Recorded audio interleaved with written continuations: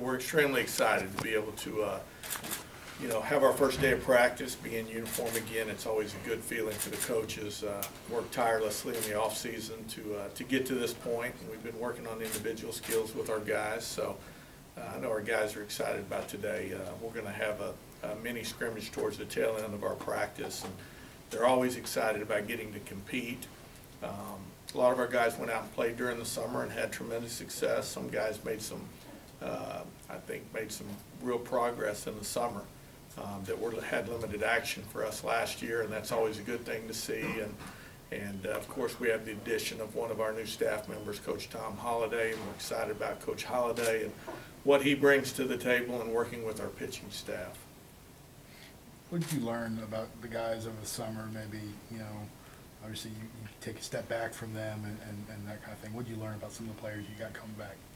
Well, you've got guys like Trey Winginter, for example. He had a tremendous summer last summer and, started to pick up on that. And I saw some improvement, but he's such a talent. And then he went out again this summer. He had a tremendous summer. And what I'm seeing from him right now is really special. I've gone out. I even had a talk with him. I'm using him just for an example. You asked a generalized question, but what I'm seeing from Trey Winginter just in a bullpen and the way that he's getting after it, and that's kind of how I said it to him. I said, I've never seen you get after it on the mound like that.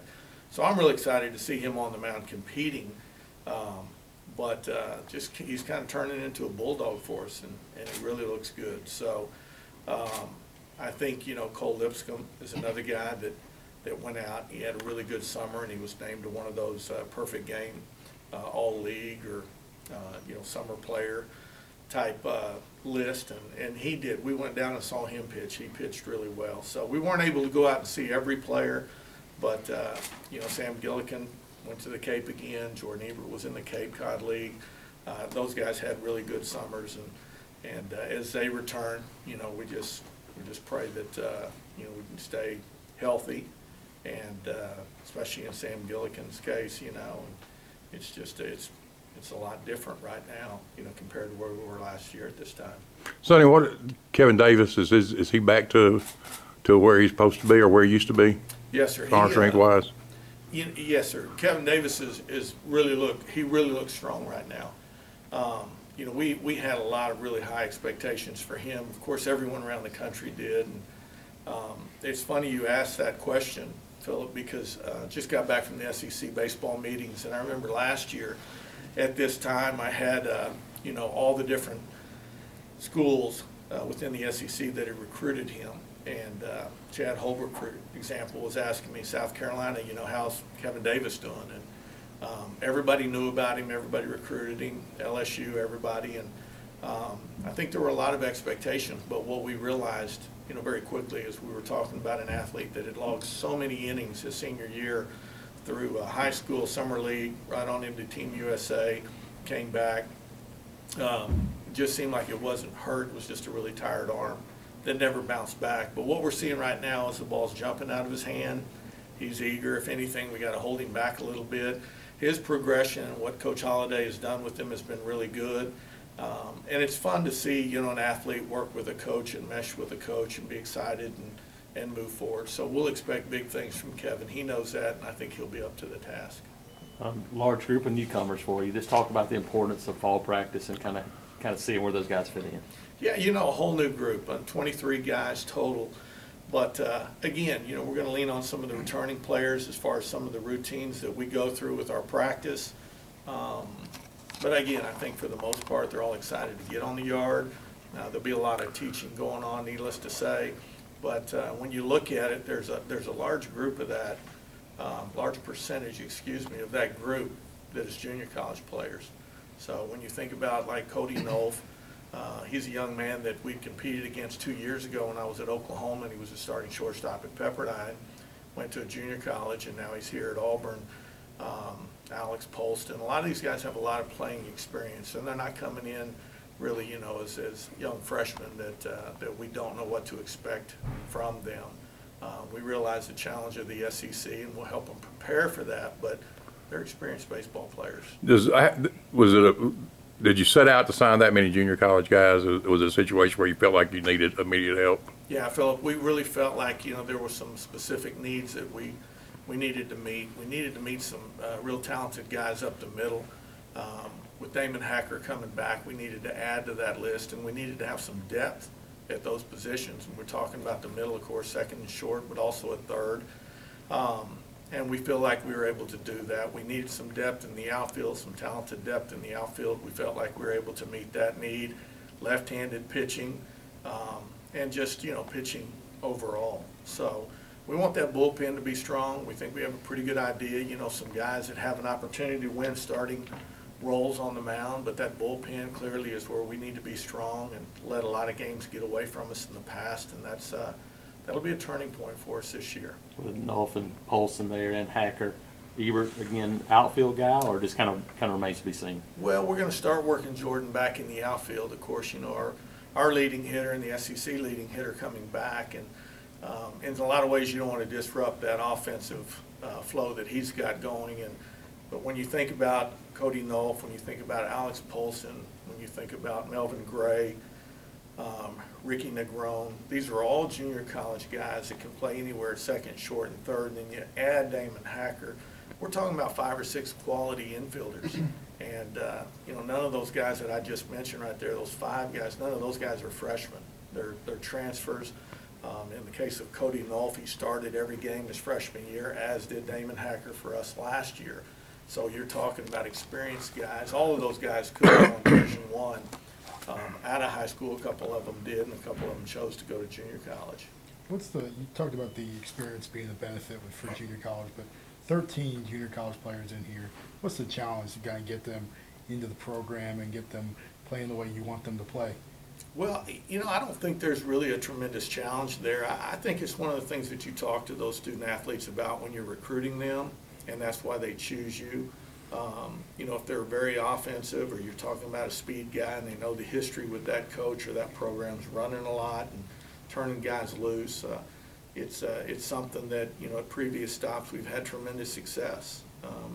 We went through a 3-year span where our number 1 was a junior college transfer, and he was a one-and-done guy because he got drafted pretty high after that junior year. But they come in ready to go. They come in experienced, and sometimes that's a good thing. There are some programs out there that will shy away from junior college players completely, and we like to have an even blend. And if we can't find that player that we think is SEC ready right now, which is a mouthful, needless to say, then you need to go the junior college route and feel much better about his chances of having success. How do you feel now that you've got a full season under your belt here at Auburn?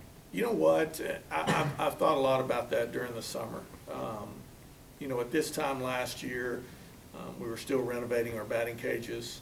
We were a long ways away from being in our locker room, right up until probably the first month of the season, where we were able to move in the locker room. So, kids were walking across from the Coliseum. And not that that should be a distraction, but again, when it changes right in the middle of a season, we didn't have office complex. We didn't have the Omaha room. We didn't have some of the things that are helping us get into a flow this year.